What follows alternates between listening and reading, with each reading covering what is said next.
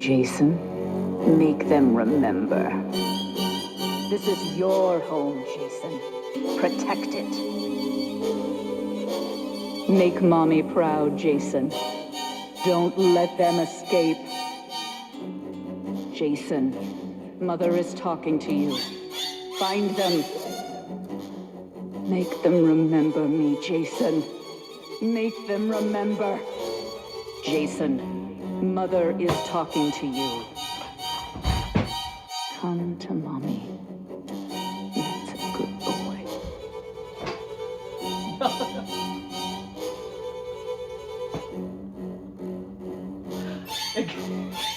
Okay.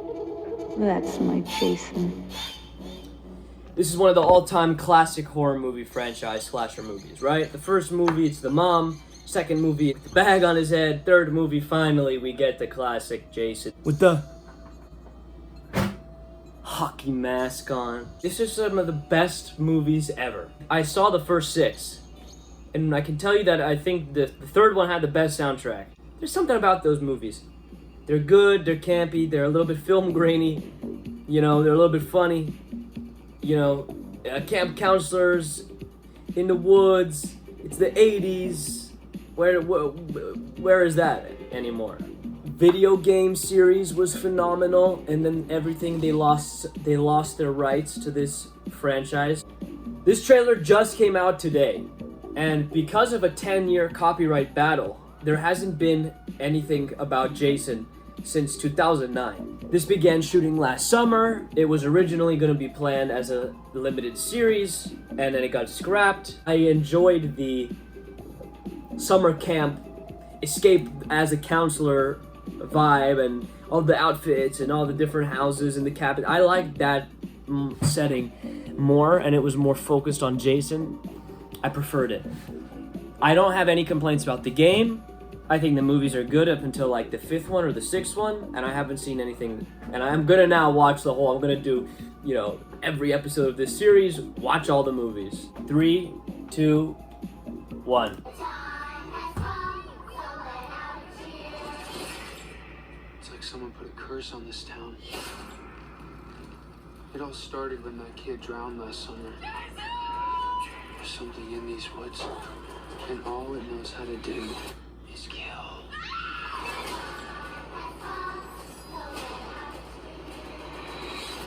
Mommy's here. Wow, this is gonna be interesting. It's a story about the mom of Jason. He's here. It's a very short trailer. Wow, but let's see this. Is kill. Let's rewind it.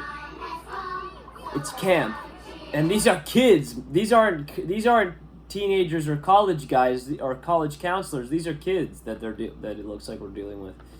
These guys are not. These guys are, or maybe I don't know. Is she gonna go after the kids? Is she gonna go after the counselors? Right? It's the Camp Crystal Lake.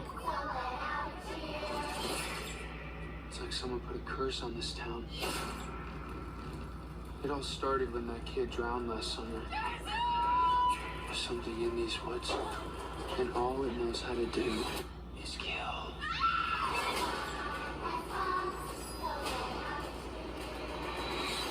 Mommy's here. Was that Jason? Was that a baby?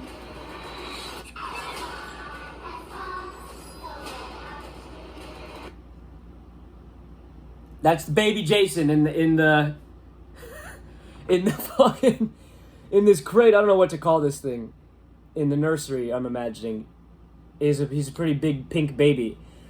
So what I'm guessing is Jason drowns. I think he drowns by mistake. I think he drowns because he's a little bit, you know, strange, and he can't swim, and then he goes in and he drowns, and then he haunts the lake. But what if it's like, okay, either he drowns by himself, or is she gonna kill her own baby? And then what I'm guessing is, okay, he dies, and now she has to become the killer to maybe Mommy's here.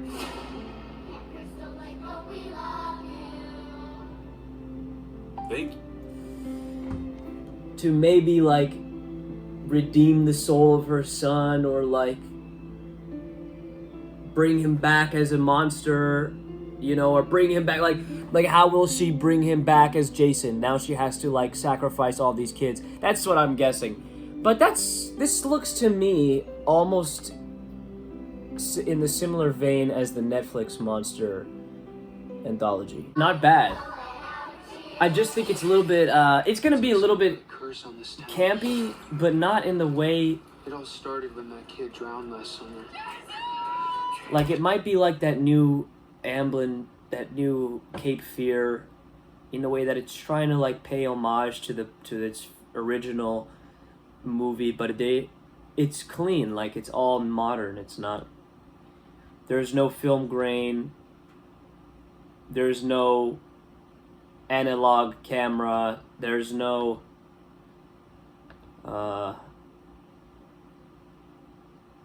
you know, like lensed flare or distortion to the camera. It's very like shot for HBO, it's shot for Peacock. It's what is it?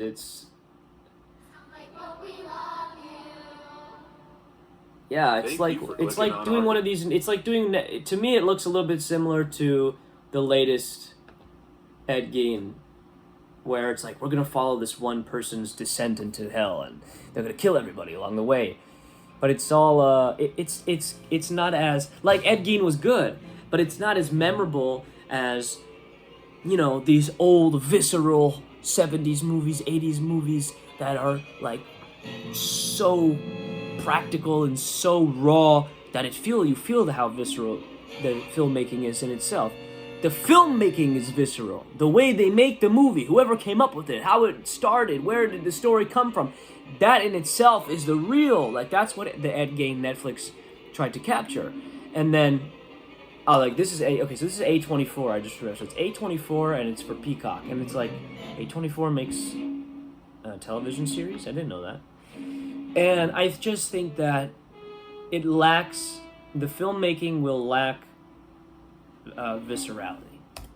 I think it's going to be a clean cut. It's going to be like, here's the problem that I had with this show that I started watching that was pretty popular, Yellow Jackets. About these girls in the woods. And it's interesting because you want to know what will happen to this group of teenage girls that are lost in the survival, in the crash they're playing in the woods. But it takes like 3 or 4 episodes to get it going. And it's just too clean. I don't even want to say that it's pretentious, because you can tell that like the actresses, you know, are giving their they're really doing, you can tell there's a chemistry in this group where they're, you know, scared and they don't know how to do, and they should eat their the only guy in the group or not. Something I remember, something like this will end up happening. But I never got to like the crazy stuff where it turned into a cult and things like, I don't know really what is it about. And I remember it became popular for a little bit. But this is what I'm trying to say. These shows or these survival plane crash where it's like that book Hatchet, or it's like, you know, any one of these stories that have already been told a million times, and you want to do it again, like you're lacking the viscerality. Like, here's another example. Barbarian and Heretic. Okay, another one. Barbarian and Heretic. They had good premises. The movie works while you're going into the house and you don't know, like, who is the guy, what house, whose house are you really in? That's where the story and the fear build up really works. And let's take the same critique and apply it to these movies. Once she goes down in Barbarian into the basement, into the maze of the house, and she's just being chased by this, you know, breastfeeding monster for the second half of the movie. It's not like, it's like, for me, that's more silly than like Blair Witch Project, which is one of the most influential horror movies of all time. They really got people to believe that it was like a real thing, and they had a website and all this stuff. And there was another movie that built the dark web, Bring Her Back, built their own dark web, something like this. So it's like, you want, but also I have the same critique for Bring Her Back. It was like, it took such a long time to get it going. It was so, like, cleanly cut. The acting was so like, it was fine, but it was just like, how can I say this other than it's look sterile? The camera is amazing. There is no blemishes. There's no creepiness to say like, oh, you know, during the filming of the Exorcism, were they actually conjuring up demonic forces? Like, all of that stuff goes out the window when you can tell that it's just a Hollywood fucking production. And maybe that's the point that I'm trying to make is, once you tell that it's just a bunch of actors, you know, running around screaming their head off, that's when it loses.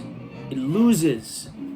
It's holy shit, like that reaction when you watch these fucking crazy horror movies from like the 70s, and like that's when it goes, oh yeah, we want to go, we've never seen that before, and this is groundbreaking, you know, movie making. But like Heretic, the girls go into the house. The girls split off into those two different hallways. And then what? She's in the basement, and there's a zombie girl moaning and groaning, and they're screaming and screaming, and then finally, that whole movie, the second half of that movie happens in that one basement in Heretic. And then she escapes through the window and blah, blah, blah. And then you have to make this decision. The ending was a little bit too CGI. It was very CGI, kind of the beginning Deadpool and Wolverine, if you know what I'm talking about. And I'm kind of connecting all these different imagery and visuals and scenes and themes and all these things. But my point is this. Hey, look. The campiness and the old-timiness of them just making these fucking movies and with what they had and putting it out because people loved them anyway. Like Saw, like Jason, like Freddy Krueger, like all these guys. You know, the list goes on. Like Chucky. How many different Chucky movies are there? And people love this shit. And, you know, so the difference is, will people go, hey, we miss the old goofy, like, this shit takes itself too seriously, they're trying to be Netflix Ed Gein, or will this capture a good story? Because to me, I'm already like, it looks sterile. To me, it already looks like everything that I just described. But there's potential to show the little pink, morbid baby Jason, and what the mom, you know, because the mother trauma, the trauma of the mother. If they can bottle that into a Friday the 13th television series and do it nicely, where the fans are also like, yeah, kill the motherfuckers, and the heads are blood and more blood, and you know. But what can we do when the camp seems to be filled with a bunch of 10-year-old children, and that's really it? I don't know. And are kids and teens watching television and movies as much as they were in the 80s and the 90s? No. So I implore you to go out there and digest art for yourself, whether it's painting, whether it's movie making, you know, whatever it is, illustrating, collages, scrapbooking, you know, whatever it is, photography. Go out there and one of the best pieces of advice that I got from one of these graduate students at American Film Institute was, well, make sure you understand the material that you're talking about. When you're going into these things and you want to make this stuff and you want to do it and you want to put yourself out there, just really make sure that first you identify, you know, and what do you call that? Introspection. You got to have a lot of introspection and understand, really question that whether or not you have a good idea and a good grasp of what it is that you are trying to understand and trying to talk about and trying to present, whatever it is. And it wasn't like anything like, hey man, you don't know what you're talking about, you know, go ahead and learn this. It was kind of just like, this is an advice. This is a big world. Make sure, you know, whatever material that you're dealing with, make sure you really understand it. And that was a good advice. So I'll give that to you. And thank you. This guy is probably not going to see this video, but thanks for that. My friends, there's tons of more videos coming. A24 has another one, The Invite. Alright, so the next video that's coming out is going to be a Spider-Man New Day trailer reaction. You got a bunch of stuff, Tomb Raider, you got a bunch of stuff. I'm not even going to drop everything that's coming out, but a bunch of stuff. And stay tuned, subscribe if you like these kind of talks and these videos and these movies, and I'm also a filmmaker. Check out some of my own work and documentary work. If you really enjoyed this video, make sure to comment or subscribe and hit the share button while you're at it and send it to a bunch of people. Thanks so much for sticking around, and I'll hope to see you in the next video. Oh boy.